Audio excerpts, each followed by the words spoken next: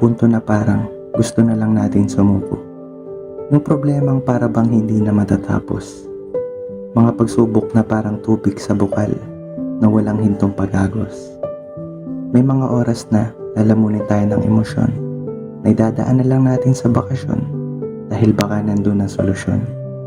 Gagala, iaakyat, lalangoy, iinom na lang palagi. Pero pagdating ng kinabukasan, balik na naman sa dati. Sarap bumalik sa pagkabata, no? Wala kang ibang gagawin kundi mag-aral, maglaro pagkatapos kumain. Mga larong pambata na nagpasaya sa ating pagkabata. Ngunit habang tayo'y tumatanda na, nakakaranas na tayo ng mga problema at pagsubok na parang kasing taas ng bundok. Mga problemang naglagay sa atin sa alanganin. Pero kahit gaano kataas ang bundok, pilitin nating akyatin makamit lang ang tuktok. Kasi sabi nila,